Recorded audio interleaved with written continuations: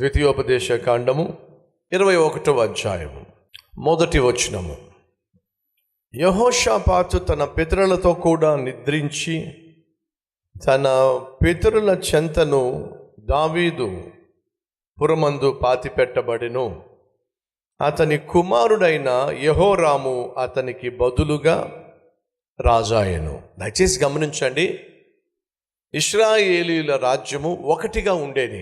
United Kingdom ఒక రాజ్యంగా ఉండేది. సొలొమోను ఆ రాజ్యాన్ని పరిపాలిస్తున్నప్పుడు 40 సంవత్సరాలు ఆ దేశానికి యుద్ధ భయమే లేకుండా పోయింది. తనకున్న మహాజ్ఞానంతో పరిపాలన చేయటం వల్ల ఏ దేశపు రాజు కూడా ఇశ్రాయేలు రాజ్యం మీదకు యుద్ధం చేయడానికి రాలా. సొలొమోను మీద యుద్ధాన్ని ప్రకటించలేకపోయారు. కారణం ఏమిటంటే సొలొమోనుకున్న జ్ఞానం కావచ్చు, తాను తయారు చేయించినటువంటి రథములు కావచ్చు, కలిగి ఉన్నటువంటి యుద్ధ ఆయుధములు కావచ్చు, వీటి ముందు ఏ రాజ్యము నిలబడలేకపోయింది. కనుక ఏ ఒక్కరు యుద్ధం చేయలే. యుద్ధ భయమే లేకుండా పోయింది, శత్రు భీతి లేకుండా పోయింది. అసలు భయము భీతి లేకుండా సొలొమోను జీవిస్తున్న రోజుల్లో ఏం చేయాలో తెలియక ఇక అమ్మాయిలు కూడా పడ్డాడు. అమ్మాయిలను మోహించి, స్త్రీలను మోహించి, ఎవరు అందంగా కనిపిస్తే వాళ్ళని పెళ్లి చేసేసుకున్నాడు. ఫలితంగా ఒకళ్ళ ఇద్దర 700 పెళ్ళాలు, 300 ఉపపత్నులు, మొత్తం కలిపి 1000 మంది. ఒక పెళ్ళం దగ్గరికి వెళ్ళాడయ్యా అంటే మళ్ళీ ఆమె దగ్గరికి రావాలి అని అంటే 3 సంవత్సరాలు పట్టేది. ఆ విధంగా తాను పెళ్ళిళ్ళ మీద పెళ్ళిళ్ళు చేసుకొని దేవునికి బహుకోపాన్ని రేపాడు. దేవుడు సొలొమోనుని గద్దించాడు. ఏమిటి నువ్వు చేస్తుంది?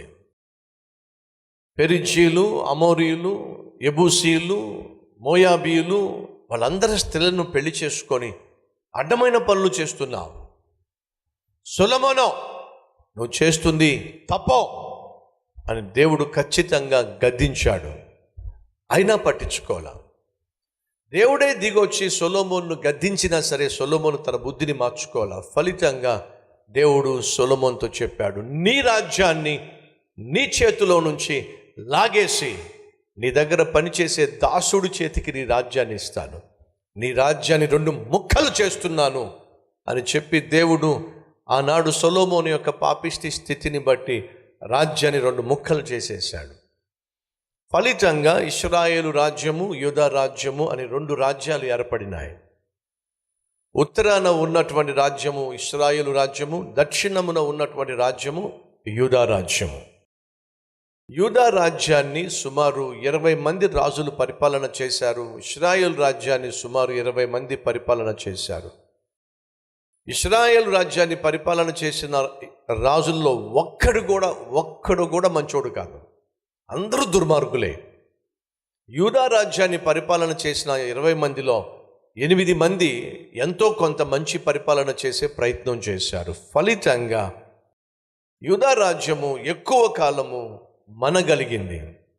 కానీ ఇశ్రాయేలు రాజ్యము పాడైపోవడం వల్ల, పతనమైపోవడం వల్ల శత్రువైనటువంటి అషూరు సామ్రాజ్యము వచ్చి ఇశ్రాయేలు రాజ్యాన్ని తగలబెట్టేసి ఇశ్రాయేలు ప్రజలను బానిసలుగా తీసుకెళ్ళిపోయారు. 721వ క్రీస్తు పూర్వము 721లో ఇశ్రాయేలు రాజ్యాన్ని నాశనం చేసేసి శత్రువు ఇశ్రాయేలు యొక్క రాజును పట్టుకెళ్ళిపోయారు, కొంతమంది ప్రజల్ని పట్టుకెళ్ళిపోయారు. ఆ దేశం నాశనం అయిపోయింది. కానీ యూదా రాజ్యాన్ని మాత్రం నమ్మకమైన రాజులు పరిపాలన చేశారు. వారిలో ఒకడు యెహోషాపాతు. ఎవరు? యెహోషాపాతు అనే రాజు చాలా నమ్మకంగా, యథార్థంగా, దేవుడంటే భయము భక్తి కలిగి పరిపాలన చేశాడు. ఒక సందర్భంలో శత్రువు అమాంతంగా మీదకు వచ్చినప్పుడు యెహోషాపాతుకి ఏం చేయాలో తెలియనప్పుడు శత్రువు ఉత్తరం రాశాడు, చూడు నీ రాజ్యాన్ని ఏం చేస్తాను, తునకలుగా చేసేస్తాను. నన్ను ఈ రోజు వరకు ఎవడు ఎదుర్కోలేకపోయాడు, నువ్వు ఎదుర్కోగలుగుతావా, నీ దేవుడు ఎదుర్కోగలుగుతాడు అని చెప్పి ఉత్తరం రాశాడు.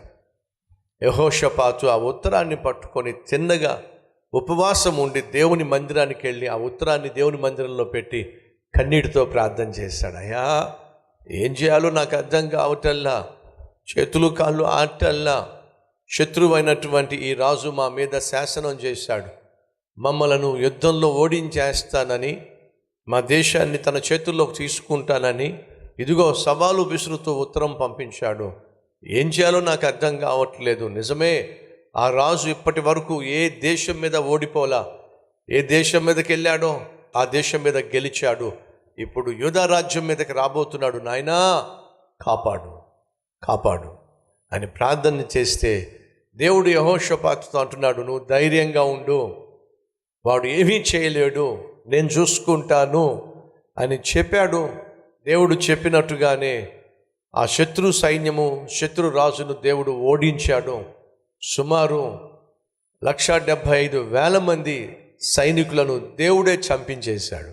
వాళ్ళు తోక ముడిచి పారిపోవాల్సి వచ్చింది. ప్రార్థన ద్వారా యెహోషాపాతు విజయాన్ని సాధించి తన దేశాన్ని కాపాడుకున్నాడు. అంత మంచి ఆత్మీయుడు.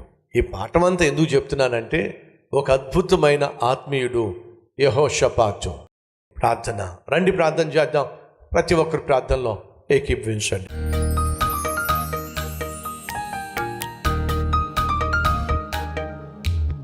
మహాపరిశుద్ధుడు అయిన ప్రేమ కలిగిన తండ్రి, నీ సందేశానికి నాయన ప్రతిస్పందిస్తూ వాక్యపు వెలుగులో తమ జీవితాన్ని పరిశీలించుకొని తమలో ఉన్న పాపము అతల్య తత్వము అని గ్రహించి క్షమాపణ కోరుతున్న ప్రతి సహోదరిని, ప్రతి సహోదరుణ్ణి నాయనా కనికరించు, రక్షించు, ప్రతి పాపము నుండి విడిపించు నాయనా, విడిపించు.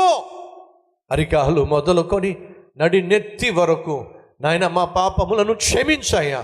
నీకు ఇష్టం లేని ప్రతి విధమైన అపవిత్రతను మా నుంచి తొలగించు నాయన. మేము నీ వైపుకు తిరిగి నీ పాదములు పట్టుకొని రక్షింపబడులాగున మహాకృప చూపించమని, తమ జీవితాలు నీకు అంకితం చేస్తున్న ప్రతి ఒక్కరిని అంగీకరించమని యేసునామం పేరట వేడుకుంటున్నాము తండ్రి, ఆమెన్.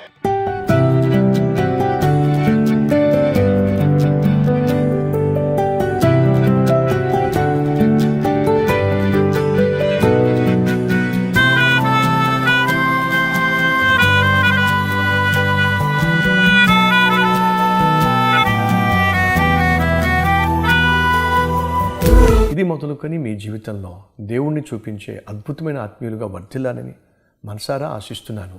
ఈ క్లుప్త సందేశం మీకు ఆశీర్వాదకరంగా ఉన్నట్లయితే లైక్ చేయండి, అలాగే 10 మందికి షేర్ చేయండి. అంతేకాదు ఓ చక్కని కామెంట్ పెట్టండి, అది నేను చదువుతాను, దేవుని మహిమపరుస్తాను. మళ్ళా కలుసుకుందాం. అంతవరకు సెలవు.